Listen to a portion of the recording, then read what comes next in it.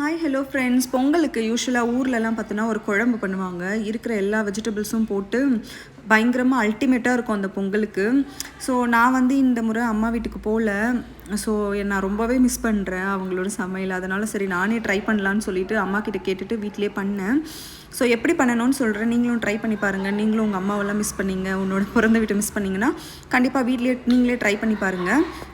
First ஒரு கடாயில் வந்துட்டு எப்பவும் போல் கடுகு சீரகம் வெந்தயம் போட்டுட்டு கருவேப்பிலை போட்டுட்டு கொஞ்சம் பூண்டு தட்டி போட்டுட்டு அடுத்து வெங்காயம் நல்லா வந்து வதங்கினதும் அதுலேயே வந்து மிளகாத்தூள், சாம்பார் பொடி இருக்குல்ல, அதை போட்டுக்கோங்க. போட்டுட்டு அதுக்கப்புறம் வந்துட்டு அது நல்லா ஃப்ரை ஆனதும் தக்காளி போட்டுட்டு தக்காளியில் கொஞ்சமாக வந்துட்டு உப்பும் போட்டு நல்லா வந்து ஸ்மாஷ் பண்ணிக்கோங்க. அதுக்கப்புறம் தேவையான காய்கறிகள், இதுக்கு வந்து பொங்கலுக்கு யூஸ்வலாக பார்த்தோன்னா எல்லா காயுமே வச்சு படைப்பாங்க.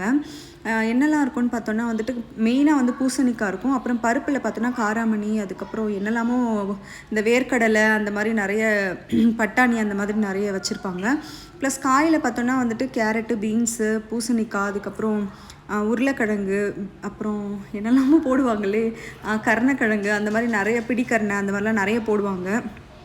போட்டுட்டு அது எல்லாத்தையுமே சேர்த்து நிறைய காய் போட்டு எல்லாத்தையுமே சேர்த்து நம்ம நல்லா வாஷ் பண்ணி வச்சுக்கோங்க. அதெல்லாம் சேர்த்து வந்து இதில் போட்டுக்கோங்க. இப்போ நமக்கு ஊர் சைட்லலாம் பார்த்தோன்னா வந்துட்டு எல்லாமே சேர்ந்தே வந்து ஒரு கூறு மாதிரி கட்டி விற்பாங்க. ஸோ அந்த மாதிரி வாங்கி அதில் வந்து நல்லா கட் பண்ணி அலசி போட்டுக்கோங்க. போட்டுட்டு இதை நல்லா வந்து தண்ணி ஊற்றி நல்லா கொதிக்க வைங்க. கொதிக்க வச்சு இது நல்லா கொதித்து எல்லா காய், எல்லா பட்டாணி எல்லாமே வந்து நல்லா வெந்து வரணும். யூஸ்வலாக இது வந்து ஆக்சுவலி வந்து நம்ம இங்கே செய்யும்போது அந்த டேஸ்ட் வராது. ஏன்னா ஊர்லலாம் பார்த்தோன்னா வந்துட்டு அடுப்பில் செய்வாங்க. நாங்களுமே சென்னை தான், ஆனால் வந்து வெளியில் வந்து அடுப்பில் செய்வாங்க. பட் சின்ன வயசுலலாம் பார்த்தோன்னா நாங்கள் திருவண்ணாமலை யூஸ்வலாக வந்து பொங்கல்னாலே ஊருக்கு கூப்பிட்டு போயிடுவாங்க. நான் அதெல்லாம் ரொம்பவே மிஸ் பண்ணுறேன்.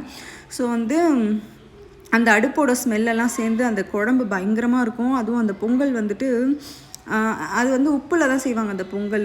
நம்ம அந்த சக்கரை பொங்கல் மாதிரி இருக்காது. ஸோ அது கூட இந்த குழம்பு மிக்ஸ் பண்ணி சாப்பிடும்போது பயங்கர டேஸ்ட்டாக இருக்கும். நான் ரொம்பவே மிஸ் பண்ணுறேன்.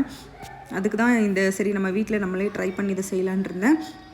ஸோ வந்து இதில் வந்துட்டு நல்லா இந்த காயெலாம் வெந்து வந்ததுமே வந்துட்டு இது கண்டிப்பாக ஒரு 15 to 20 மினிட்ஸ் ஆகும். நல்லா கொதிச்சு வரும். அதுக்கப்புறம் வந்து தேவையான அளவு புளி கொஞ்சம் எக்ஸ்ட்ராவே போட்டுக்கோங்க. தேவையான அளவு புளி போட்டு அதையுமே நல்லா வந்து கொதிக்க வச்சுட்டு சைடில் வந்து பொங்கல் வச்சுக்கோங்க. அது ஒன்றும் இல்லை, பச்சரிசியில் வந்து லைட்டாக சால்ட் போட்டு நல்லா வந்து வேக வச்சு எடுத்துக்கோங்க. அதுக்கப்புறம் இந்த குழம்பையும் வந்து அந்த பச்சரிசி சாதத்தில் விட்டு சாப்பிட்டிங்கன்னா பயங்கர டேஸ்ட்டாக இருக்கும். இது ஆக்சுவலி நம்ம இப்போ உடனே சாப்பிட்றத விட நெக்ஸ்ட் டேலாம் வச்சு சாப்பிடும்போது இந்த குழம்பு இன்னுமே சூப்பராக இருக்கும். இந்த வீடியோ உங்களுக்கு பிடிச்சிருந்தா லைக் பண்ணுங்கள், ஷேர் பண்ணுங்கள், மறக்காமல் சப்ஸ்கிரைப் பண்ணுங்கள். கண்டிப்பாக வந்து நீங்களும் என்ன மாதிரி அம்மா வீடு, பாட்டி வீடெல்லாம் மிஸ் பண்ணுறீங்கன்னா நீங்களும் வீட்லேயே இந்த மாதிரி ட்ரை பண்ணி பார்க்கலாம். ஒரு வீட்டுக்குமே வந்து வேரி ஆகும். உங்களுக்கு இந்த வீடியோ பிடிச்சிருந்தா லைக் பண்ணுங்கள், ஷேர் பண்ணுங்கள்.